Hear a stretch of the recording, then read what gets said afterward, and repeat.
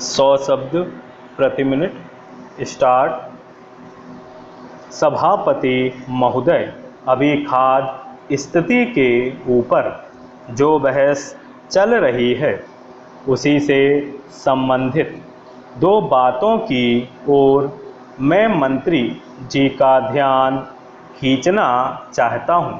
अभी हाल में ही मैं अपने ज़िले में गया था।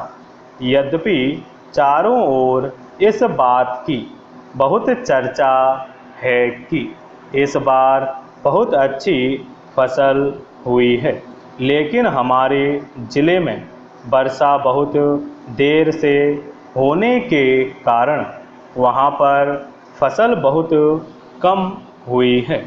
इसलिए अगला जो वर्ष आ रहा है उसमें वहाँ पर खाने पीने की बहुत परेशानी होगी।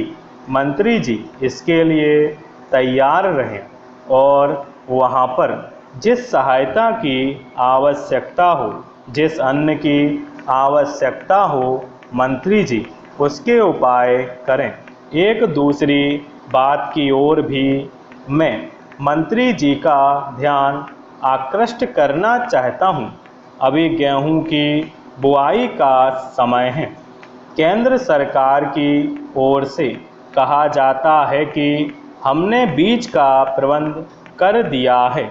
जहाँ तक मैं अपने ज़िले के लोगों से बात कर पाया, सभी ने यह बताया कि उनको यह परेशानी है कि उनको गेहूं का बीज बिल्कुल नहीं मिल रहा है और इसलिए इन बातों की ओर मैं मंत्री जी का ध्यान दिलाना चाहता हूँ।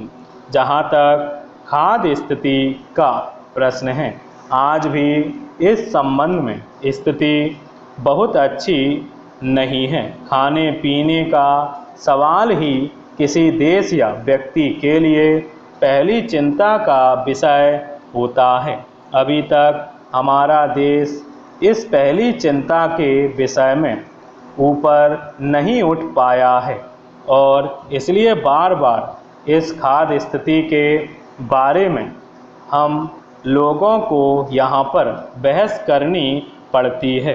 यह बात आज से 2 वर्ष पूर्व कही गई थी कि अब हम लोगों ने अच्छी खेती का प्रबंध कर लिया है और उसका परिणाम यह हुआ है कि हमारे देश में इतनी उपज होनी शुरू हो गई है कि जिसने अब हमारे देश को किसी बाहरी देश पर निर्भर नहीं करना पड़ेगा।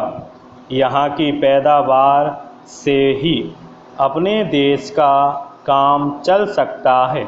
इस तरह का आश्वासन हम लोगों को दिया गया था और कहा गया था कि हरित क्रांति हो रही है, यानी खेती में ऐसी क्रांति आई है जिसका परिणाम यह होने वाला है कि अन्न के मामले में हम स्वावलंबी हो जाएंगे।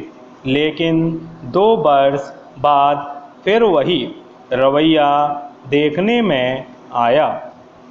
पिछला वर्ष जो बीत गया है उसमें कहा गया था कि अन्न की कमी है। पहले जो कहा गया था कि अन्न का आयात समाप्त कर दिया जाएगा, उसको भुलाकर फिर अन्न के आयात की ओर ध्यान दिया गया और फिर हमारे यहाँ अन्न का आयात होना शुरू हो गया है। इस वर्ष फिर कहा जा रहा है कि हम लोगों के यहाँ बहुत अच्छी फसल हुई है, लेकिन उपज होने के बाद भी देश में खाद्य की स्थिति सुधर नहीं पाई है। इसका कारण है, इस ओर भी माननीय मंत्री जी को ध्यान देना चाहिए ताकि आम जनता को राहत मिल सके।